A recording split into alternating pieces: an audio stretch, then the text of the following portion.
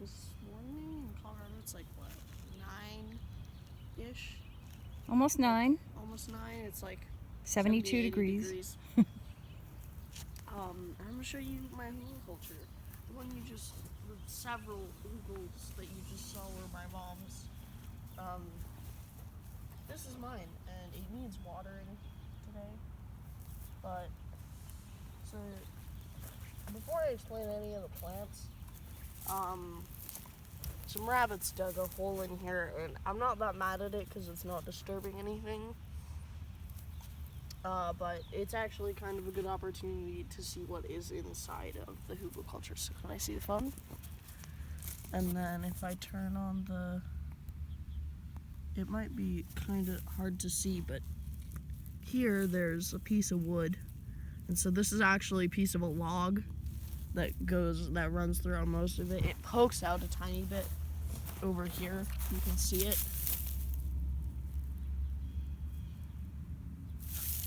Yeah, there's a piece of wood. So it's a big log.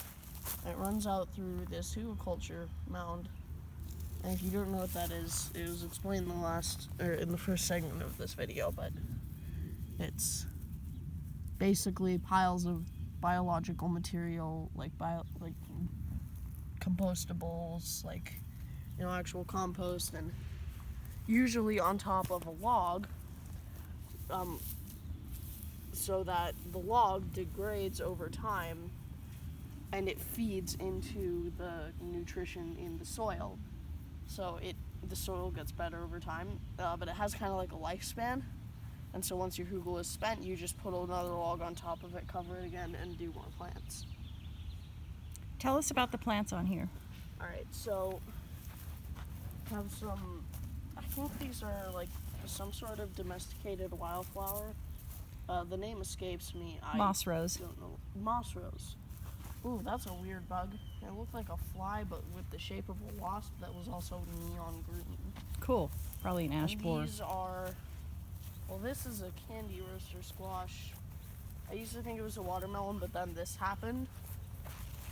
And it got this long. It's really thick. It's like third the size of my hand, the branches are.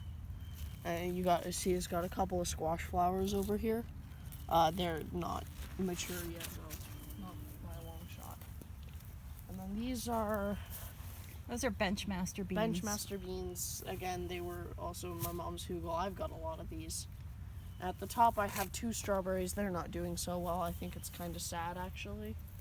I really hope they grow, but I'm not sure if they fit in with the rest of the plants. And here you got a tomato. That tomato's a clone, by the way. It is? Mm-hmm. Oh, yeah. Oh, yeah, because of, you snipped it off. Because it broke off, right?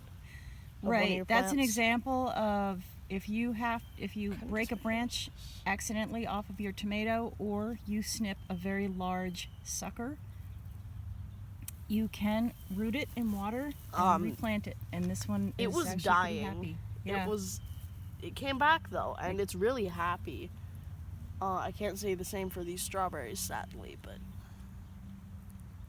it's been very happy lately. It's some of my Benchmaster beans. I had some dragon tongues here. This is, I'm pretty sure, a dragon tongue. It's still sprouting. That's another one. And then I have a couple of beans that apparently haven't sprouted yet on this side, which is I find very strange, because my mom's popped up in like 2-3 days, so I think they might be dead, sadly. It is July 10th, and here it's actually not too late to plant. This might be the very last day or last week you could do it, but it is not too late to plant a second crop of beans, because like the dragon tongues here, I think that's what this little guy is. Yeah. They will grow quickly. Some of the bush varieties will grow quickly, and in August, September, you could be harvesting a lot of fresh snap beans. So yeah, that pretty much concludes the tour of my hugel culture. You got my mom's other hugel here. It's huge.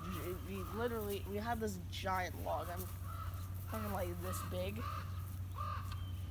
Rolled it into a hole in the ground. She put stuff on top of it. Now it's very green.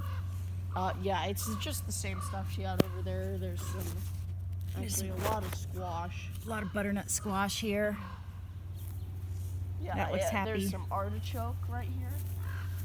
This is our first time growing artichoke, so I'm not sure how it's going to go, but so far they look happy. The name of this escapes me. This is a tomato, isn't it? It's a tomato. It's not as happy as your tomato. Yeah, it's got some leaf She's curl. got a couple tomatoes here. Don't know what that is. That's flax. It is? Mm-hmm. Huh. Yeah, you got some baby candy roaster squash here. And of course beans, because Another candy roaster here. Dead one. Not dead one, but a very, very chewed up one. well, that is chewed up. I sprayed it with some neem oil, and it seems to have powered through. Because it's Neem oil? neem oil, yeah. Buggies don't like neem oil. And over here you have another benchmaster bean. We have so many of these things, I swear. I do. I just love the pretty red flowers. Honeycrisp tree. I love this Honeycrisp tree. This is our new Honeycrisp apple. I believe it had some Japanese beetles on it, so you see some lacy leaves, but they left. And then we got some new growth, and we've got some apples. So, shout out to the Green Spot Tree Farm. That's where we got it. Oh yeah, the urban garden here in Lafayette.